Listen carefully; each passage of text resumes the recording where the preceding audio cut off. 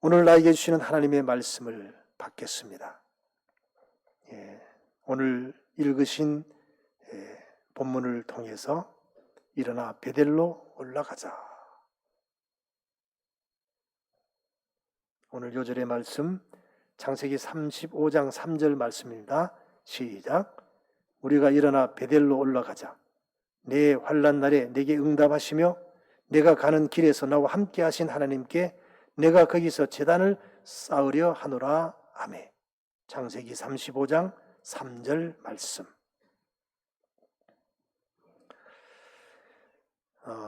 하나님께서 야곱에게 말씀하십니다. 일어나 베델로 올라가서 거기 거주하며, 베델로 올라가서 거기 거주하며 내 형 에서의 낯을 피하여 도망하던 때에 내게 나타났던 하나님께 거기서 제단을 쌓으라. 이 제단을 쌓으라는 게 무슨 뜻일까요? 제단을 쌓아라. 베델로 올라가는 목적은 하나님께 제단을 쌓기 위해서 올라가는 겁니다. 그게 목적입니다. 사람의 제일 되는 목적이 무엇입니까? 우리 장로교 요리문답 첫 번째 질문이죠. 그게 대답이 이렇습니다. 하나님을 영화롭게 하고 영원토록 그를 즐거워하는 것입니다.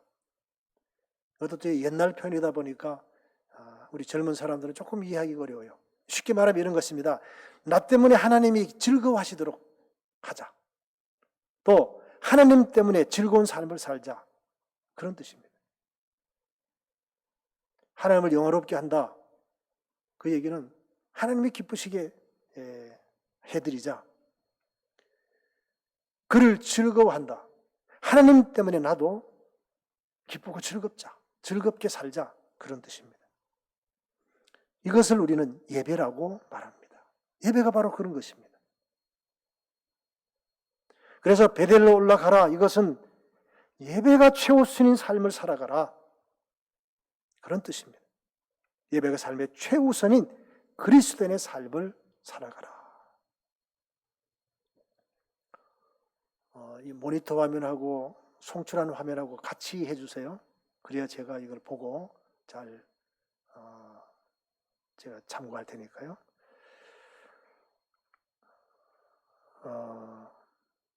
그래서 하나님께서 베델로 올라가라 이 말씀을 듣고 일어나 우리가 베델로 올라가자 그렇게 말씀합니다. 우리가 일어나 베델로 올라가자. 하나님이 베델로 올라가라 아무리 말씀하셔도 듣지 않으면 나와는 아무 상관이 없어요.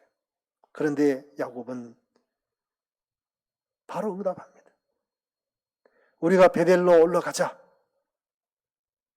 내 환난 날에 내게 응답하시며 내가 가는 길에서 나와 함께 하신 하나님께 내가 거기서 제단을 쌓으려 하노라. 사실은 야곱의 다른 사람들은 잘 모르는 일입니다. 그걸 얘기를 하는 거예요. 내가 형 에서를 피해서 도망갈 때에 거기서 하나님께서 나에게 나타나셔서 천사가 사닥다리를 오르락 내리락 하는 것을 보면서 내가 너와 함께 하겠다. 그렇게 말씀해 주셨다. 그리고 내가 그 하나님 앞에서 서원했다. 하나님이 나의 하나님이 될 것이고 내가 이제부터는 하나님께 11조를 드리겠습니다. 그런 현장이 바로 베델이다. 내가 거기에 올라갈 테니 너희들도 같이 올라가자. 거기서 예배하자. 그런 뜻입니다.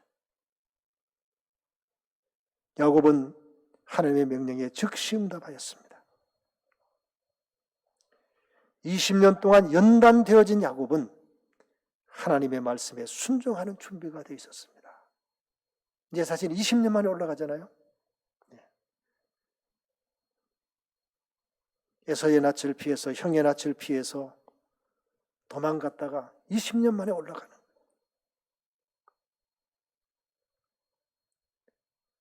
하나님 말씀에 순종하는 준비가 되어진 야곱의 모습을 봅니다.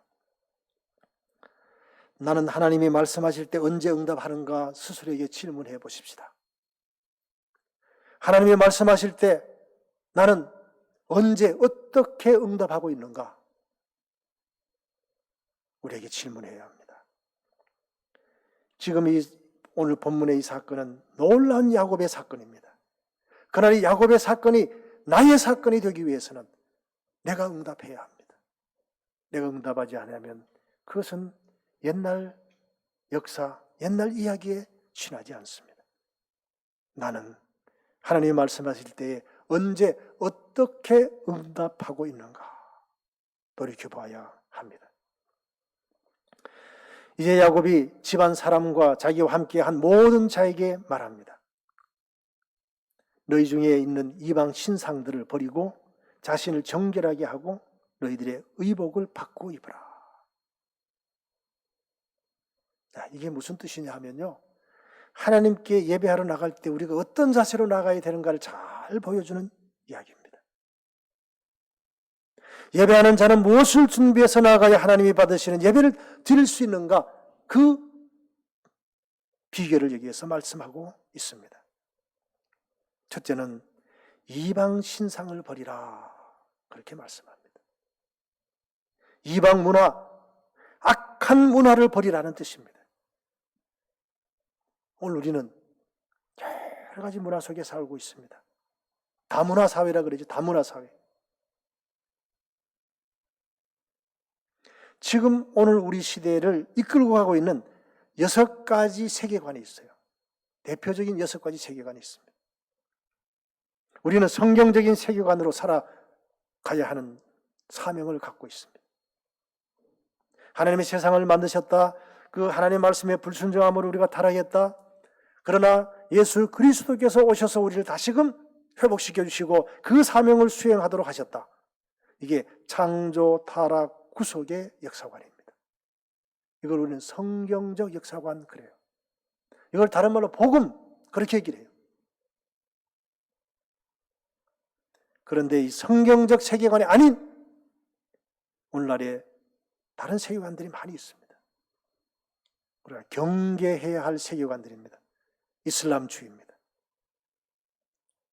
이 부분에 대해서는 좀 자세하게 차후에 제가 이 세계관 교육을 준비해서 우리 줌으로 한번 할 겁니다. 그래서 신청을 받고 일주일에 한 번씩 해서 제가 한 1시간 정도 강의를 하고 또 질의응답을 한 30 정도 받는 그런 거 지금 준비하고 있습니다. 그때 우리 줌을 설치해서 꼭 다 참여해 주십시오. 금년 가기 전에 하려고 지금 제가 준비를 하고 있습니다. 이슬람주의의 가장 큰 문제는 뭐냐면 내세관의 문제입니다. 이 사람들 자살 폭탄 테러 지금도 막 하잖아요. 혹시 뉴스 보셨어요? 프랑스에서 선생님을 참수시킨 그런 사건 지금 보도 보셨나요?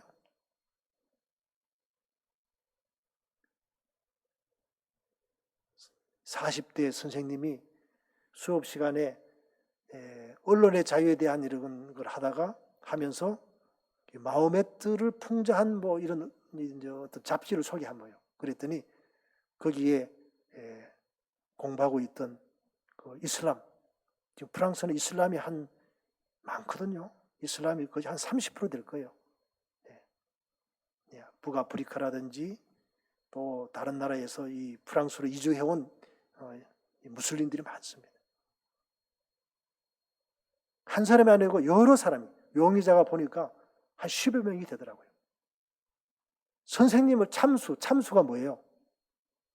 목을 자르는 거예요, 목을 자르는 거. 지금이 그런 일을 하고 있죠, 지금. 그런데 왜 그 사람들이 그런 일을 해요? 그런 걸 하면요, 천국으로 직행한다는 거예요. 그래서 천국에 가면 72명의 처녀들이 자신을 시중한다는 거예요. 인문주의가 있습니다. 휴머니즘, 신은 죽었으니 인간이 신이 되어야 한다, 이런 논리입니다. 마르크스주의가 있습니다. 노동자를 착취하는 자본가를 혁명으로 무너뜨려야 한다. 포스트 모더니즘이 있습니다. 모든 것이 진리다, 상대적이다, 내가 곧 진리다, 그런 겁니다. 내 하고 싶은 대로 해라, 그런 겁니다. 뉴에이지 사상이 있습니다. 물고기 자리 시대가 끝나고 물병 자리 시대가 온다. 물고기 자리 시대를 기독교 시대라고 해석을 하는 거예요. 이제는 물병자리 시대가 온다. 여기 주제는 모든 것이 신이다. 그런 얘기입니다.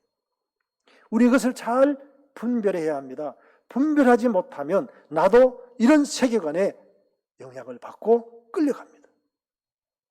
우리가 성경도 잘 알아야 되지만 이런 세계관도 잘 분별할 수 있어야 합니다. 이런 이방 문화, 악한 문화를 버리라. 이것이 예배하는 사람의 첫 번째 준비입니다. 두 번째는 자신을 정결하게 하라. 그렇게 말씀합니다. 회개하라는 말입니다. 이거는 삶의 총체적인 회개를 얘기합니다. 오늘도 우리가 참회 기도를 드렸잖아요. 사실은 예배를 드리면서 예배하러 나가기 위해서 참회 기도를 드리는 거예요. 우리나라에는 세계 어느 나라에도 없는 예배의 특별한 순서가 있어요. 대표 기도. 사실 이건 예배학으로서는 맞지 않은 얘기입니다. 참회의 기도를 드려야 합니다. 혹시 대표 기도를 드리시더라도 그분은 대표해서 참회의 기도를 드리는 거예요. 그래야 그것이 예배하기 맞는 겁니다. 참회가 없는 예배는 하나님께 드려질 수가 없습니다. 우리의 죄를 회개하고 참회하는 겁니다. 세 번째는 의복을 받고 입으라. 그렇게 말씀합니다. 의복은 자기의 정체성을 나타내는 것입니다. 자기의 행동 양식을 나타내는 것입니다. 생활 방식을 나타내는 것입니다. 그러면 이제는 자기 중심의 생활 방식, 행동 양식에서 하나님 중심의 생활 방식, 행동 양식으로 바꾸라. 그런 뜻입니다. 이 세 가지가 예배자의 자세입니다. 중요하기 때문에 다시 한번 정리해 보겠습니다. 이방 신상을 버리라. 이방 문화, 악한 문화를 버리라. 자신을 정결하게 하라. 회개하라. 의복을 받고 입으라. 하나님 중심의 생활 방식, 행동 양식으로 바꾸라. 성경적인 가치관으로 이제는 바꾸라. 그렇게 살아가라. 그런 뜻입니다. 예배자로서 지금 내가 취해야 할 행동은 무엇일까? 우리는 세 가지 준비를 하고 오늘 예배를 드려야 합니다. 그럴 때 그것이 하나님이 받으시는 영과 진리로 드려지는 산 제사가 되는 것입니다. 이제 그들이 떠났습니다. 하나님이 그 사면 고울들로 크게 두려워하게 하셨으므로 야곱의 아들들을 추격하는 자가 없었습니다. 다시 말씀드리면 하나님이 야곱과 그 가족들을 도와주셨다. 그런 얘기입니다. 하나님이 도와주시면 누구도 우리를 해할 수가 없습니다. 주의 지팡이와 막대기가 나를 안위하여 주셔야 합니다. 우리는 그런 사람이 되어야 합니다. 자, 여기에 1번, 2번, 3번, 4번 사람들이 나오는데 누군지 한번 알아맞혀 보세요. 1번, 이사야 6장 1절, 8절의 주인공, 나는 입술이 부족한 사람입니다. 누구죠? 2번, 시편 138편의 주인공. 3번, 나는 죄인 중에 괴수입니다. 4번, 주님의 말씀에 순종하여 거물을 내렸더니 고기가 많이 잡혔죠. 누구지요? 정답은 이사야, 다윗, 바울, 베드로. 이 사람들의 공통점을 살펴볼까요? 첫째는 하나님 앞에서 자신을 한없이 내려놓은 겸손함이 있었던 사람입니다. 두 번째는 겸손도 했지만 열정적인 삶을 살아갔습니다. 최선을 다해서 살아갔던 사람입니다.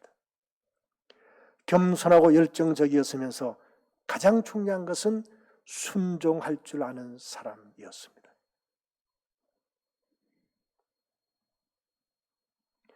하나님이 도와주시는 사람은 누구일까?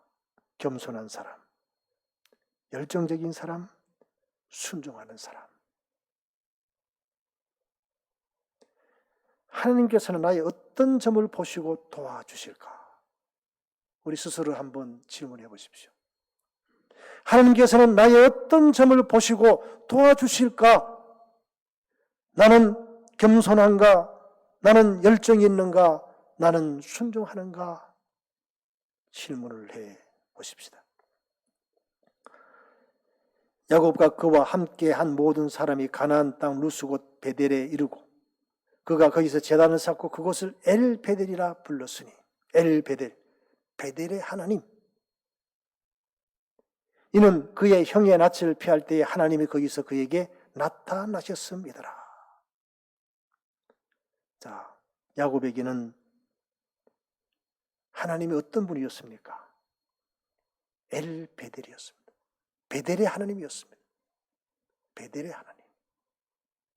예배할 때 나를 만나주신 하나님, 그리고 나와 한 약속을 끝까지 지켜주신 하나님, 신실하신 하나님, 그런 뜻입니다. 오늘 말씀을 마무리하면서 하나님은 나에게 어떤 분이신가를 한번 질문해 보십시오.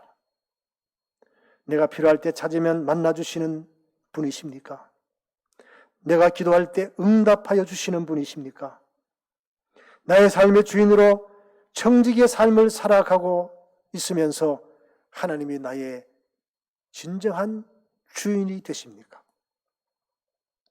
우리 세 가지 질문에 예, 그렇습니다라고 답할 수 있어야 합니다.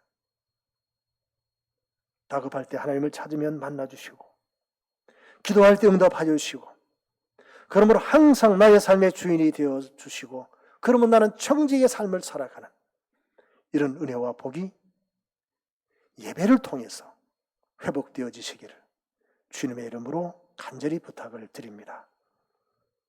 광야의 훈련으로 거듭나서 베델로 올라가서 하나님께 제단을 쌓은 야곱을 본받아 하나님 중심, 예배 중심의 삶으로 하나님의 기쁨이 되는 삶을 살아가야 합니다. 하나님 중심, 예배 중심의 삶으로 하나님의 기쁨이 되는 삶을 살아가게 하옵소서. 삶의 현장에서 살아있는 예배, 산제사를 드리는 놀라운 은총을 누리시기를 바랍니다. 기도하겠습니다. 하나님 아버지 감사합니다. 오늘 우리에게 말씀을 주셨습니다. 이 말씀을 통하여 하나님께서 베델로 올라가라, 그곳에서 제단을 쌓으라고 말씀하십니다. 하나님, 우상을 버리고 자기를 정결케 하고 하나님 앞에 나아가서 예배하는 야곱의 그 모습을 저희들이 회복하게 하여 주옵소서. 오늘도 성전에서 예배를 드립니다.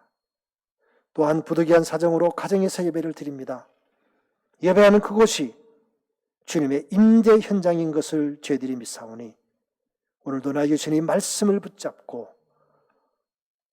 예배에 성공하는 사람, 그러므로 예배를 통해서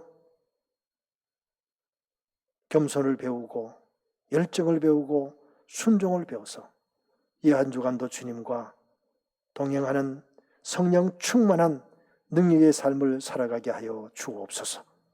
예수님의 이름으로 간절히 축복하며 기도하옵나이다. 아멘.